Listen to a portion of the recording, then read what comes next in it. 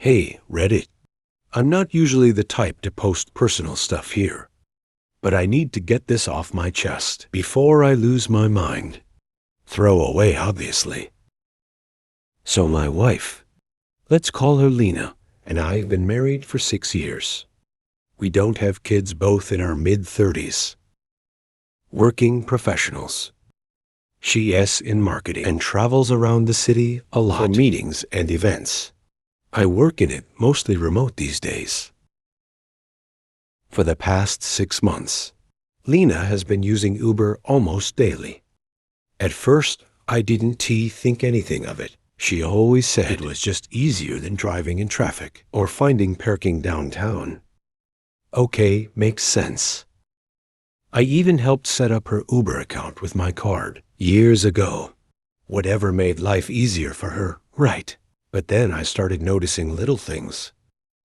She started dressing differently for meetings. Skirts a little shorter, tops a little tighter. At first, I chalked it up to confidence or changing trends. She is stylish, always has been. But then the frequency of the Ubers started picking up. Sometimes she'd call one just to grab coffee with a client. A 40-minute ride across town for a 15-minute coffee. What really tipped me off recently is this. I checked our joint bank account, not to snoop, but because I handle the budgeting, and noticed that she wasn't charging her Ubers to our card anymore. Which is weird. She always did. I asked about it casually, and she said, "Oh, I just started using my work card, easier for taxes." That actually does make sense. Except she also said she doesn't report local travel expenses because the company doesn't reimburse them upside down face. So which is it? Then there's her mood. She's distant, snappy, emotionally unavailable unless she wants something, and when I bring it up, she flips it back on me. Maybe you're just bored with me and trying to find problems. Classic gaslight. She has also been glued to her phone, but always puts it face down when I walk in. She even changed her lock screen pattern recently. She never used to care. I mentioned the Uber thing again last night. Just said I noticed she rides with the same driver often. Uber receipts still come to my email. Ironically, she got weirdly defensive. Started shouting that I was accusing her of cheating, that I was paranoid, that I never trust her. I never said anything like that. I just said I noticed the same driver's name coming up a lot. That's it. The driver's name is Mason. By the way, he shows up on like 80% of her rides. I looked him up. He's a 30-something ex-military guy. I found his profile on social media. Nothing incriminating, just photos of his car. Gin selfies, motivational quotes, and a couple of pictures with a golden retriever. He seems normal. I didn't see Lena in any of his posts, but I can't shake this gut feeling. Something is off. I know my wife. Or at least I thought I did. Am I going crazy? Has anyone else experienced something like this? When your spouse starts suddenly changing everything about themselves, and you're the last to know why. More to come if people care. Right now, I just needed to vent. So I wasn't expecting a response on the last post. Thank you to everyone who commented or messaged. Seriously. I've been in a fog, but your feedback gave me some much-needed clarity. So an update. I decided to stop asking Lena directly about the Ubers. Every time I bring it up, she either cries, screams, or flips it back on me. Accuses me of trying to control her or suffocating her freedom. Honestly, the dramatics are exhausting. It's like walking through a minefield blindfolded. But I'm not an idiot. No idea what she is thinking, but one thing is certain, this isn't over. Not by a long shot. Just when I thought things couldn't get any more complicated, Lena showed up again. This time she wasn't bitchy or angry. She was broken, maybe even scared. But after everything, trust feels impossible. Here is what happened. Something is happening. Wednesday, 10 a.m. I was at work when I got a text from an unknown number. It's Lena. I don't have anywhere else to go. Please.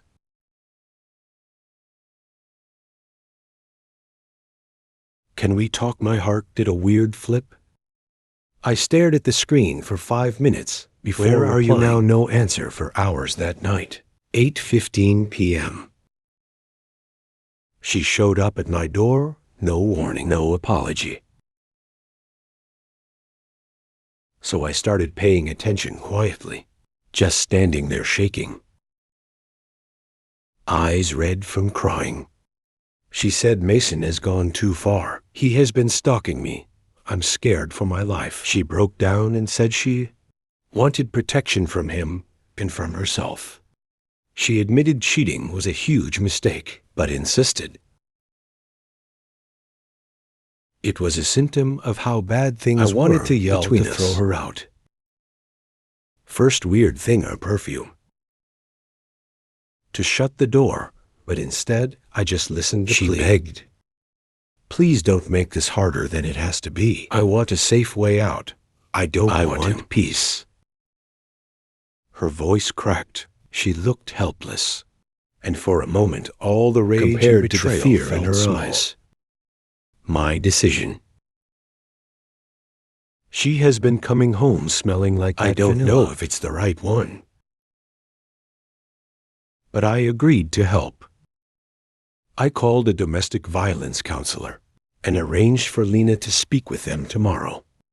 Told her to keep her distance from Mason. I'm not saying this fixes anything. Especially between us, the marriage is shattered beyond repair. But if she is in danger, I can't just walk away. Where we go from here, I'm torn. Musk stuff she used to wear when we were dating. Angry, hurt. Scared. But still human. Maybe that is the hardest part.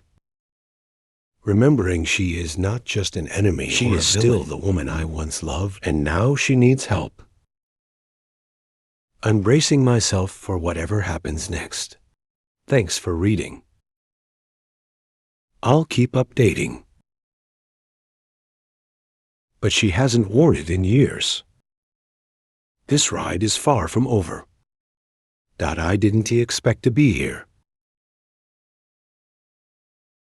Playing the role of protector to the woman who betrayed me. But here we are. The past few days have been an emotional mess. Let me fill you in. The counselor. I connected Lena with a domestic violence counselor this week. I asked her about it, and she said it was hesitant at first. But after a few sessions, she opened up about Mason's stalking and how terrified she has been. The counselor also advised her to file a formal harassment and get a restraining order. I helped her find a safe place to stay while all this goes down. My mixed emotions. Nostalgia, I guess. Every time I see her, I'm hit with a tsunami of feelings. Anger for the betrayal, the lies, the humiliation, sympathy.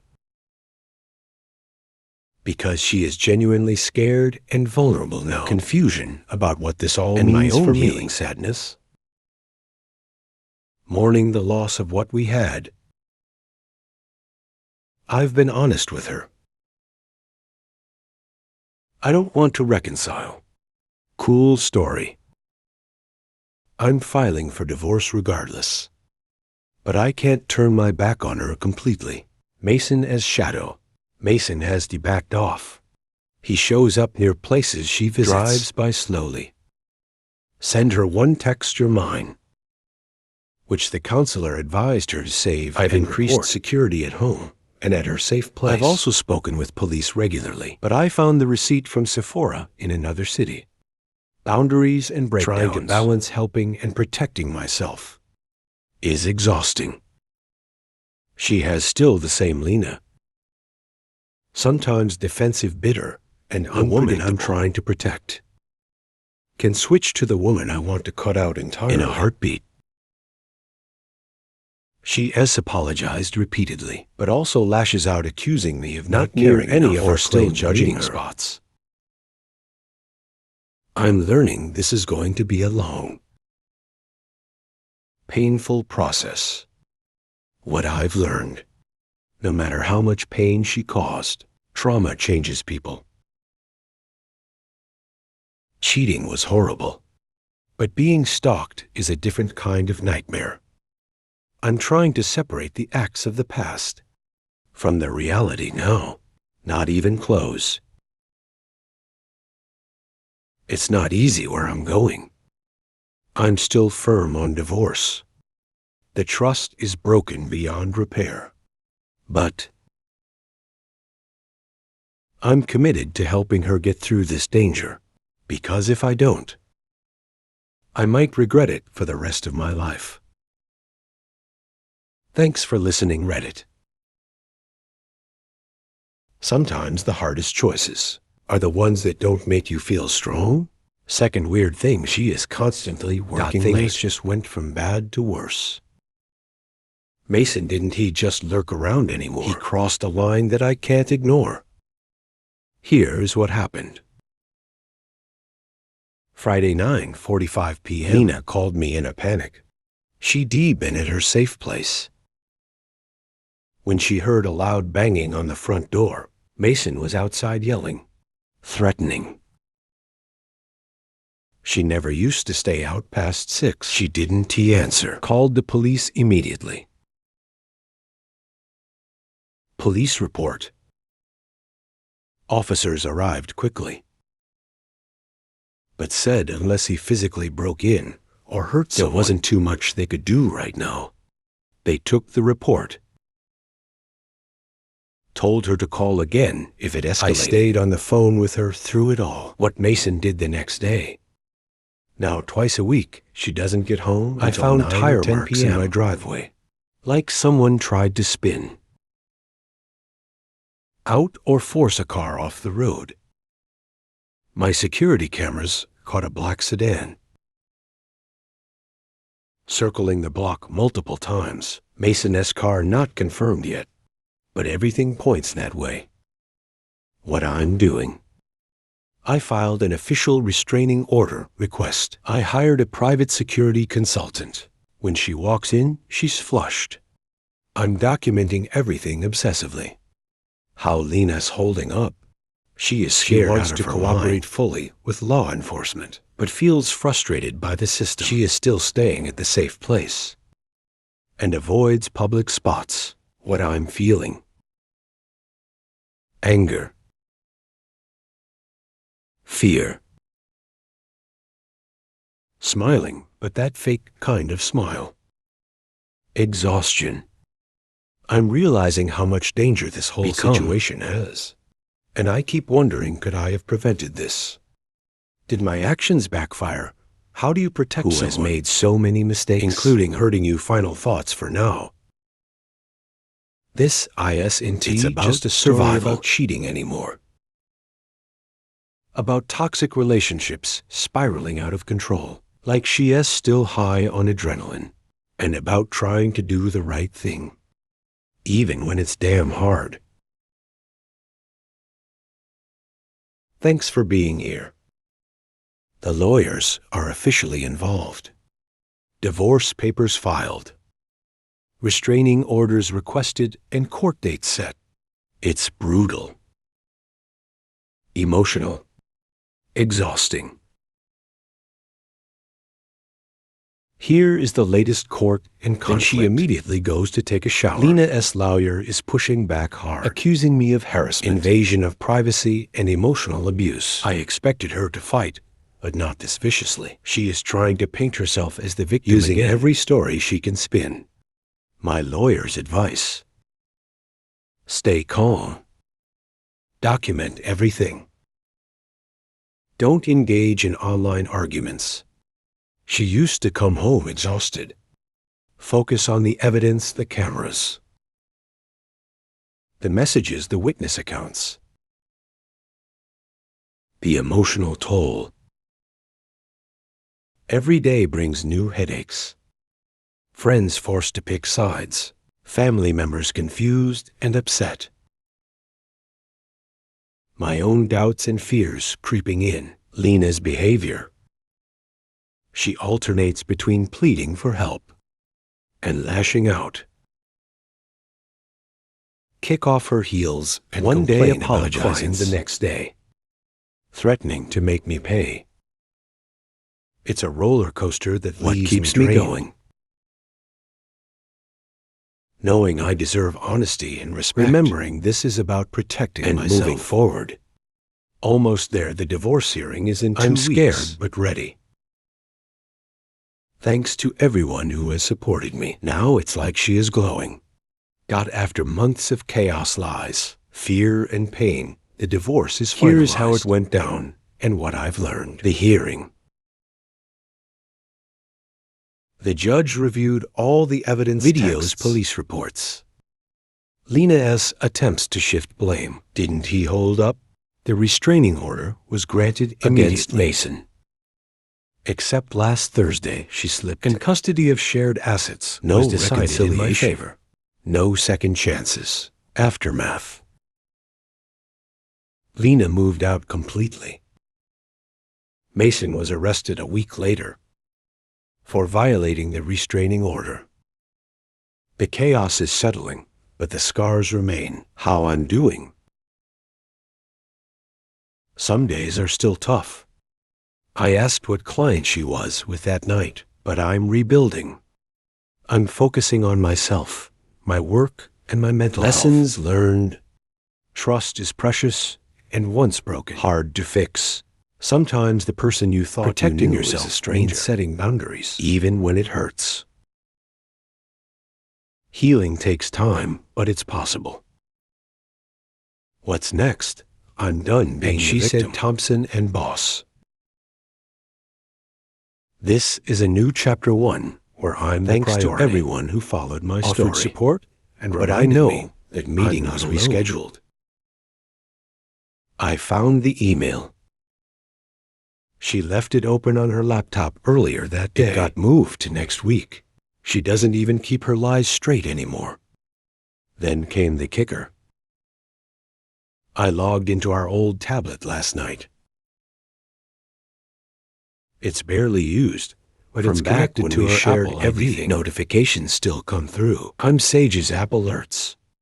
Location updates.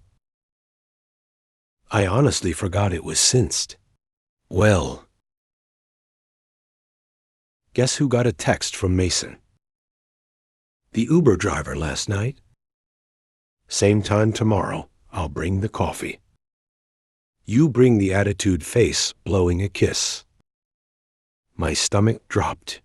I read it 10 times. I scrolled up. There wasn't a full conversation, just a few notifications. I think she recently turned off iCloud Sync, but a few messages had slipped Another through one earlier. Said, can't stop thinking about last time. You're dangerous. And her reply, don't flatter yourself. You're just convenient. Just convenient. That hit harder than I want to admit. Is that all this is to her? Just a thrill ride with the Uber dude. And then, like a sick twist of fate, a location ping came in this morning. She was at his apartment. I double-checked. Mason S. home address matches the GPS tags on the iPad. She was there for nearly 3 hours. I didn't confront her, not yet. I want more. I want the full truth. I want to catch her red-handed. I know, some of you will say just leave. File the papers. Cut your losses. But I need to see it. I need that closure, or I've started documenting everything. Dates, times. Receipts, messages. I might talk to a lawyer soon, quietly. Part of me still hopes it's not what I think. That I'm overreacting. That it's a twisted misunderstanding. But another part, the cold, numb part of me, is already preparing for war. More updates soon. Things are unraveling fast. I played it cool. After finding those texts, I acted completely normal. I didn't change a single thing in my behavior. Kissed her good morning, made her coffee. Asked about her day like always. She didn't suspect a thing. Meanwhile, I started planning. I installed a voice-activated recorder. Yes, I know the laws. It's legal where we live. I also put a small GPS tag in her purse. It's a little AirTag clone hidden in the patterns. I needed undeniable proof. And I started reading up on divorce. I learned that infidelity can affect settlements in our state, especially if there is evidence of it happening in our shared property, which will be important later. Then the meltdown happened. This was Friday. She got a call in the middle of the night, 2 a.m. Her phone lit up and buzzed against the nightstand. I was awake. Insomnia, and saw the screen before she grabbed Mason ride. She renamed him in her contacts. I almost laughed. She couldn't even be subtle. She didn't answer it. Just silenced it and went back to bed. No explanation. No apology. Just clanked and turned over. In the morning, she was in full-on ice cream the bathroom door. Didn't speak. When I asked if she was okay, she said, "You're just always watching me lately. It's suffocating." I said, "I'm your husband, Lena. I care when you act like a stranger." She snapped, screamed, "Maybe I don't want you to care anymore," and stormed out of the house. Didn't he say where she was going? I watched her leave on the GPS. She went straight to Mason's apartment. I listened to the audio from her car. That was the hardest part. They didn't even wait. As soon as she giggled, and then I heard the sound of kissing. Disgusting, wet sounds. I had to pause it. I wanted to vomit. Then she said, "I told you, he was clueless. I could be riding you in the driveway, and he'd think we were discussing spreadsheets." And then they left together. My wife, the woman I married, the woman I loved, mocked me with some random while still wearing her wedding ring. She said, honestly, "I don't even feel bad anymore. He is too passive. Boring. I need someone who actually knows how to take control. Control, right?" Then Mason said something that made my blood go cold. "You know, we could always do it right here. Back seat is already broken in." She giggled again. "You're bad. I like bad." I turned off the recorder. I couldn't take any more. I've made my decision. I'm seeing a lawyer this Monday. I have the evidence. I need audio, GPS messages. And I'm planning to catch her in the act yet. I want her to see me. I want her to watch everything she has fall apart right in front of her. I'm planning it now. I've got a friend who's good with cameras and tech. He's helping me with the setup. Once I know she's in that car again, I'll be there. I want the truth burned into her memory. Funny how someone can spend years pretending to love you, then throw it away for a thrill in the backseat of a damn Toyota Camry. I'll update soon. The real confrontation is coming. You've all been with me through this nightmare, and now we're approaching the climax. I've spent the past 2 days planning everything. Not for revenge. Not for drama. Just for truth. Let me walk you through what is happening. Step 1. The tech. My buddy Josh, bless him, helped me set up 2 small wireless HD cams. One is magnetic, easy to attach under a car seat or behind the headrest. Is a motion-activated dash mount. They record to encrypted cloud storage. So even if something happens to the devices, the footage is safe. I didn't install them in my car. Risk. I installed them in Mason's car. Yes, the Uber driver's car. Let me explain before you call me crazy. Step 2. The Friday afternoon. I accidentally ran into Mason at a gas station. I'd been tracking his location and movements for 2 weeks, and I knew his routine. He parked, left the car for a few minutes to grab a Red Bull. Inside, I was waiting. I had gloves. I had less than 3 minutes. Magnet cam under the back seat. Dash cam behind his tissue box. Up front facing inward. Risky, absolutely illegal, but the footage won TV for court. It's for me. I'm willing to take that hit. By the time he returned, I was already just gone. Another face in a hoodie at pump 4. Step 3. The schedule. Lena has a pattern.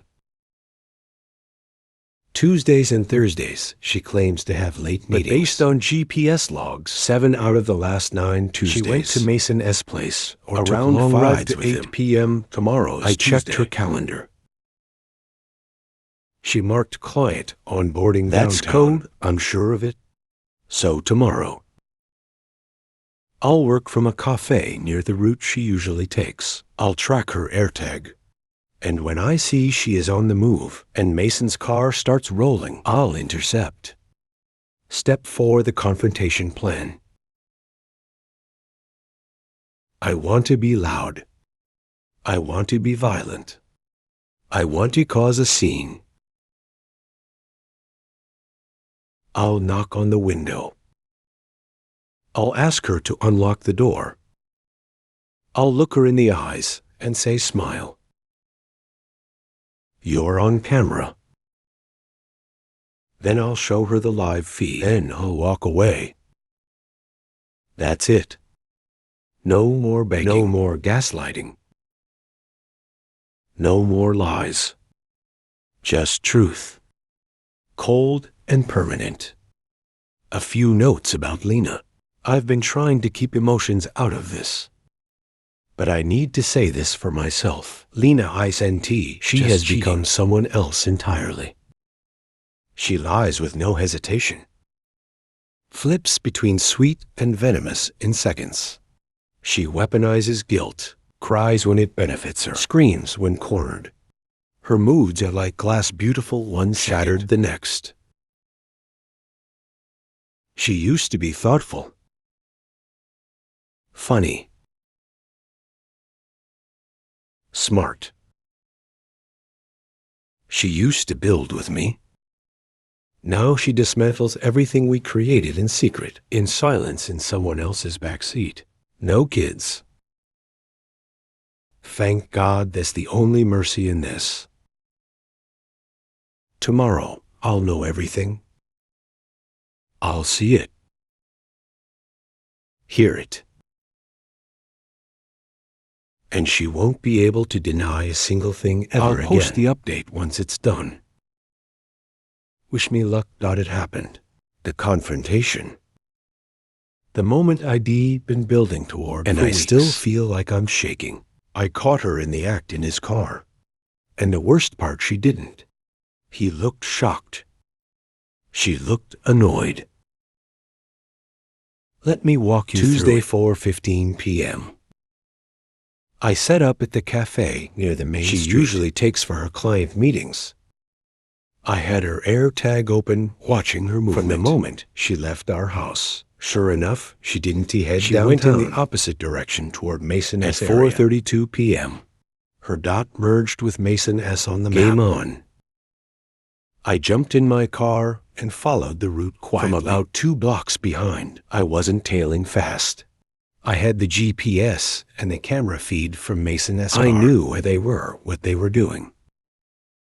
Except this time, it was worse than anything I imagined. The dash cam showed her already in the passenger seat. They weren't even driving. Just parked on a side street near a park.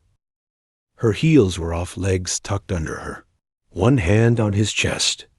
They were making out like horny teenagers. She giggled that same breathy, high-pitched giggle she used to do with me when we first started dating. Except now it made my skin crawl. She said I needed this all day. You have no idea. And then if he knew how boring he was in bed, he'd be grateful you exist. That was it. I parked. I walked up to the car. No fear. No hesitation. The moment I knocked on the passenger window once, they both jolted like I'd shot a gun. She turned, her eyes widened at first, but not from guilt. From inconvenience. Like ID just interrupted her hair appointment. She scrambled to fix her blouse and hissed, "What the FK are you doing here?" I didn't respond. I just held up my phone and flipped it around. Live camera feed her him caught. She stared at it. Then at me, then back to him. And what did she say? You've been spying on me. You're such a fucking psycho.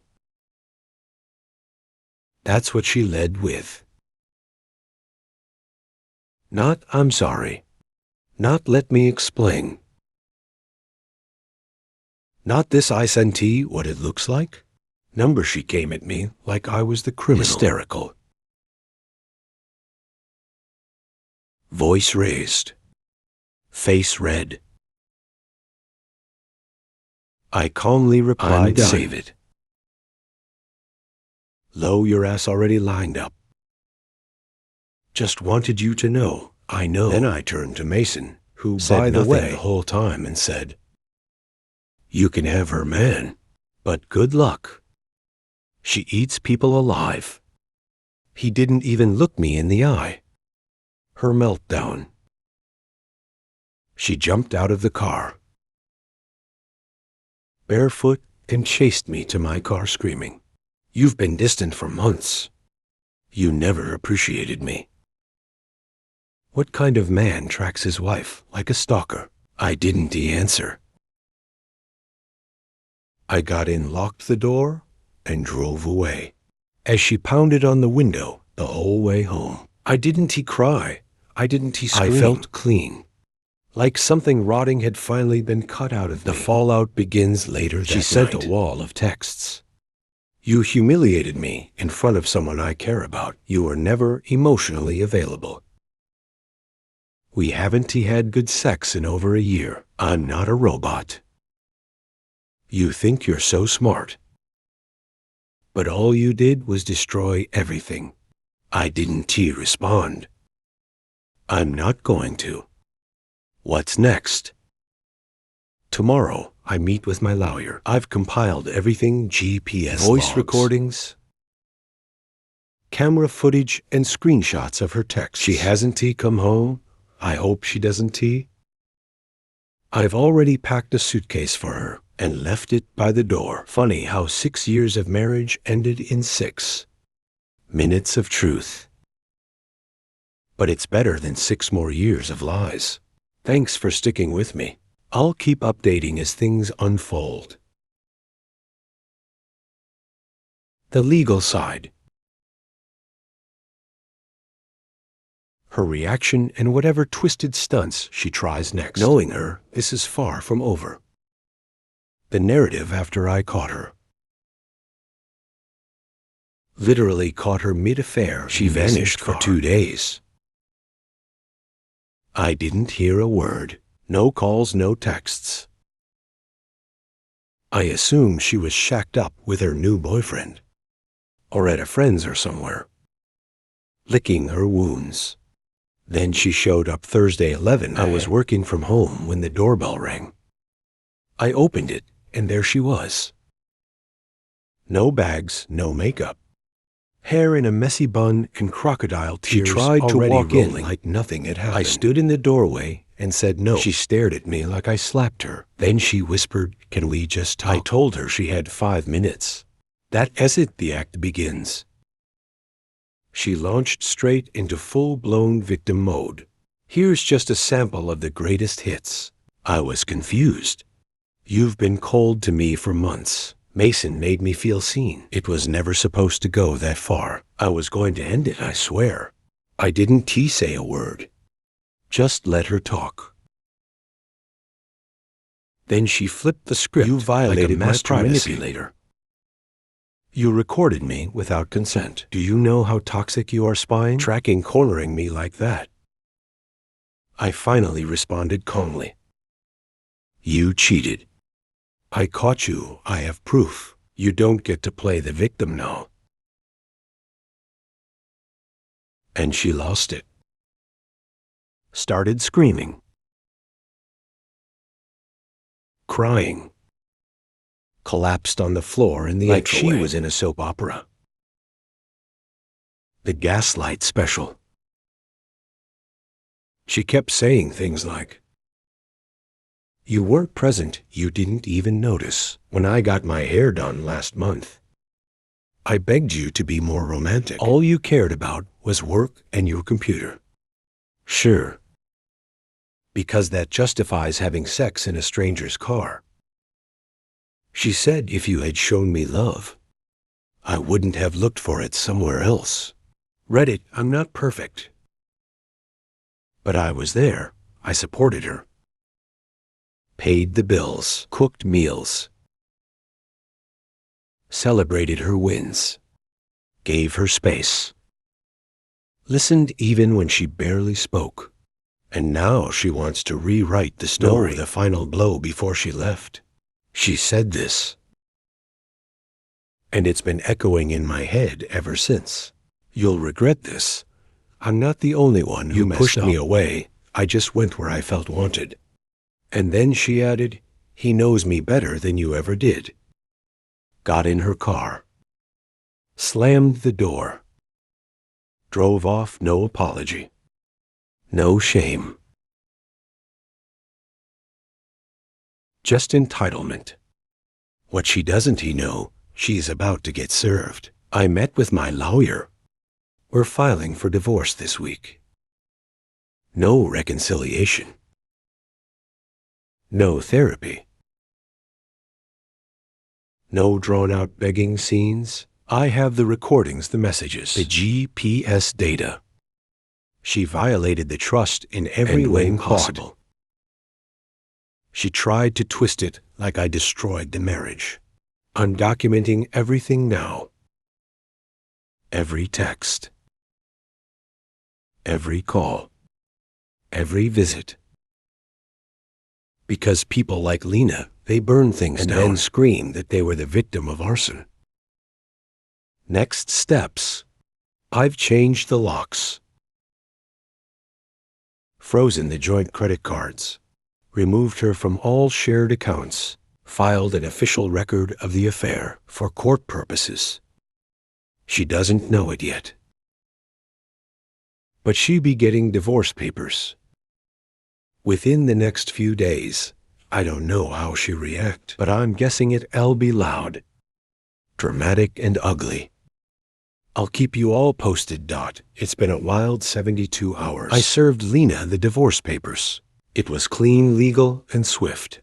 But of course, she couldn't take it with any dignity. Now she has gone full scorched earth. And the part that hurts most, Some people are starting to believe her.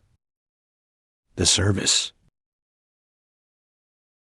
The papers were served to her workplace on Friday morning. And wasn't he trying to humiliate her? That is just where my lawyer said. We were guaranteed to reach her. She is not living at home, and she wouldn't tell me where she is staying. I had no choice, apparently. She made a scene when the envelope hit her desk, cried in front of her coworkers, locked herself in a bathroom stall for an hour. I didn't hear it firsthand.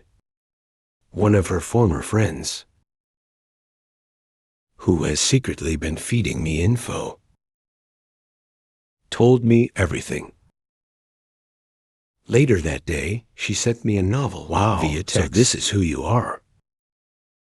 I made one mistake, and you go full executioner. Do you even know what marriage means? She still calls it one mistake, as if I didn't watch her play tongue tennis with Ken multiple times on camera. The smear campaign begins.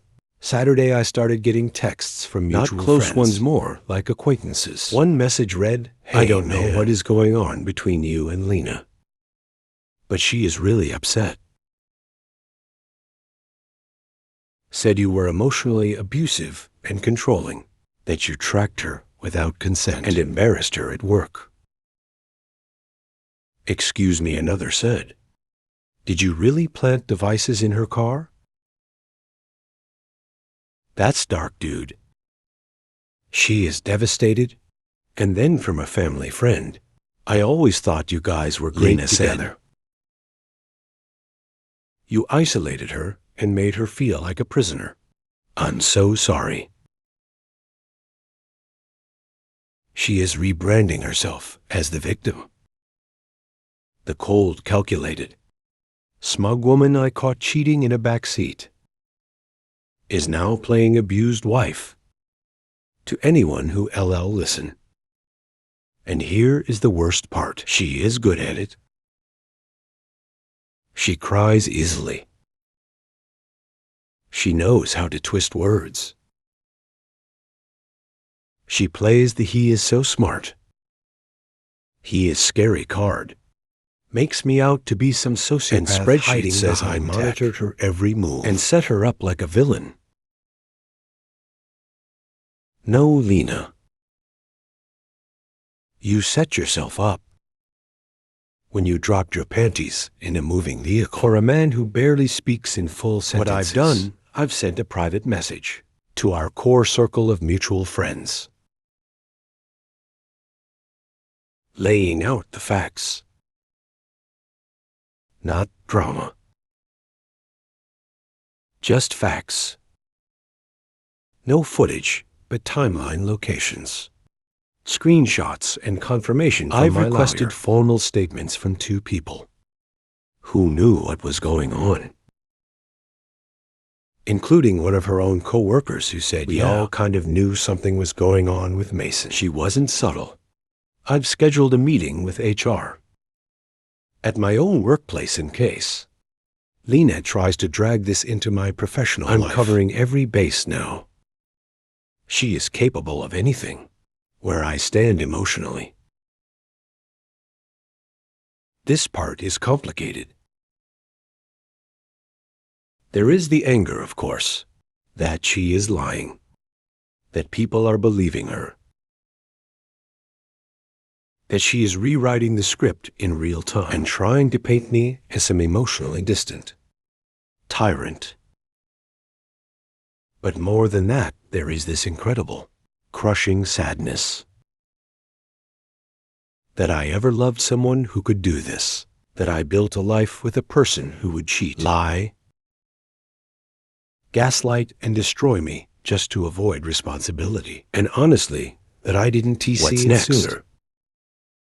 My lawyer is preparing a response to the defamation. If she keeps spreading lies publicly, we'll respond legally. I'm keeping a record of everything, texts, screenshots, witness statements.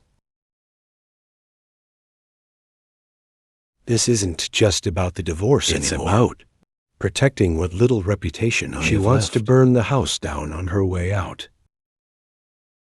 I'm not letting her take me with it. Buckle up. I didn't think this story could twist any further. But it has. After everything, the cheating, the gaslighting, the smear campaign. She came back, and what she said, I still don't know if I believe her, or if it's just another manipulation tactic, but it's made everything infinitely messy. Let me break it down. Sunday, 9:04 p.m. I was watching a movie, lights low, finally trying to relax when my stomach dropped. It was too late for packages, and I wasn't expecting anyone. I checked the camera. It was Lena. No mascara hair, wet, hoodie on. She looked small. That is the best word I can use. Small, like a shadow of herself. I considered not answering. Honestly, I shouldn't have, but curiosity got the better of me. I opened the door and said nothing. She just stood there on the porch and asked, "Can I come in, please? I don't feel safe." The bombshell. She sat down on the edge of the couch like she was afraid to touch anything. Made eye contact. Then she dropped it. I broke it off with Mason. Didn't he respond? He wasn't he who I thought. He is not right. There is something off about him. Still, I stayed quiet, let her talk. And then he has been showing up places uninvited. Following me. I think he thought this was something more. She looked at me with real fear in her eyes. I think he might hurt me. For a second, I felt something twist in my feelings. I don't know, but it passed quickly, because then she said, didn't he know where else to go? And that's when I knew this wasn't he an apology. This wasn't he about regret. This was survival. My response. I told her you burned your bridge. You don't get to run back over the ashes. She said she understood. But then, of course, the tears came again. She started pleading. I made a mistake. I was lost. I thought you didn't care. He was there. He listened. I said he listened in between sex in the back seat. That's what you call connection. She flinched. Then came the classic Lena move. The twist. You think I'm the only one who failed here. You checked out months ago. I stood up, and instead of telling me, you opened your legs for a guy who drives strangers for tips. She slapped me. Dead silence. She realized what she did immediately. Eyes wide, hand to her mouth. Didn't she? I opened the door and said, leave now before I call the cops. She left without another word. The question now, was she lying again, or was she actually being stalked by the guy she cheated with? Part of me wants to say, not my problem. She made her bed, now she's afraid to lie in it. But another part of me, the stupid human part, wonders if I should warn someone, or at least verify what she said. Not for her, but to make sure this guy doesn't because if there is even a chance, he is dangerous where I'm at emotionally. Torn between fury and exhaustion. I thought the betrayal was the end. But now I see it was just the beginning. I don't trust a single word out of her mouth. And yet, she still knows exactly how to hit the parts of me. Remember who she used to be. She's out of my life legally, emotionally, financially. But that doesn't mean she won't still cause chaos in the fallout. And now apparently so might he. This I send to the update I wanted to write. I thought we were heading into the legal mess, the division of assets, the final phase. I'm writing this with a pit in my stomach. Have I looked deeper into Mason, the man Lena cheated on me with, and what I found, he is not just some sleazy Uber driver. Dangerous. Why, I looked after Lena Mason was following her. Watching her, making her feel unsafe. I didn't even believe her, honestly. I thought it was another manipulation tactic, but something about the way she said it stuck in my head. She wasn't faking the fear. She was shaking. And even though I told myself to know if this guy was actually a threat, to her or no, maybe even me. Step 1, the public stuff. I started with a simple search. His name, his business license, vehicle registration. Turns out Mason, I-S-N-T, even his real name. His real name is Stephen Mason. Delroy Mason is his middle name. He shortened it to sound more marketable on rideshare platforms. Not a crime, of course, but shady. Then I checked his public criminal records. 2 duas in his early 20s. 1 dismissed assault charge from 2020. Restraining order filed in 2021 by a woman named Erin B. I don't usually dig this deep into people's lives, but I felt like I had to. And once I saw the restraining order, I knew I couldn't stop there. Step 2, Erin B. She wasn't easy hard to find her. LinkedIn and Instagram still used her full name. I sent her a respectful, discreet message. Hi, Erin. I know this is out of the blue, but I believe someone you had a past issue with is now involved with my soon-to-be ex-wife. But if you're willing to share any info, especially if he is dangerous, I'd be grateful. She replied within the hour. If she is alone with him, she needs to get out, and with all caps. We talked for over an hour. She gave me permission to summarize a few things, as long as I don't she told me what she said about Mason. He was charming at first, attentive, quietly intense. Then he started getting possessive. He'd park outside her work, and once she tried to break up with him, he followed her for a week straight. She had to move apartments. When she finally blocked him on everything, he created fake accounts to message her under different names. The restraining order was her last resort, and even then, he only backed off when she got her brother involved. Aaron's exact words, he is not just obsessive. He gets off on control. He let go easy. So now what I sat on this info all night, then I broke my own rule. I called Lena. I told her everything I found. Didn't he yell? Didn't he deflect? She just whispered. I think he has been inside my new place. I came home, and my kitchen chair was moved. My underwear drawer was open, but nothing was taken. I don't know what is happening anymore. Betrayal to toxicity, to possible stalking and danger in less than a month. And I'm terrified, not for her, honestly, but for what Mason might do next. Final thought. I thought catching her cheating would be the end. I thought divorcing her would bring peace. Instead, I feel like I've just unlocked the real villain. This man I sent to just a rebound. He is unhinged. And I'm now part of a story I didn't want to be in anymore. I'll post again soon, especially if anything escalates. Stay safe out there. I mean that. So it happened. The thing I hoped wouldn't be. The thing that's been building ever since. I dug into Mason as he showed up at my house at my front door. And what he said chilled me to the F-king bone. Tuesday, 7:12 p.m. I was eating dinner, chicken and rice. Nothing dramatic when my motion cam pinged. Doorbell camera. I expected a package, or maybe a neighbor. Instead, Mason just standing there.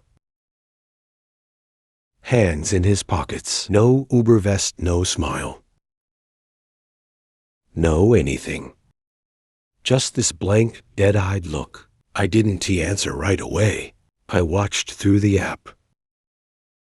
Then he leaned in close to the camera. Tell her and said, I miss her. Then he smiled like a kid telling a secret. I stepped outside, phone recording in my hand. The confrontation.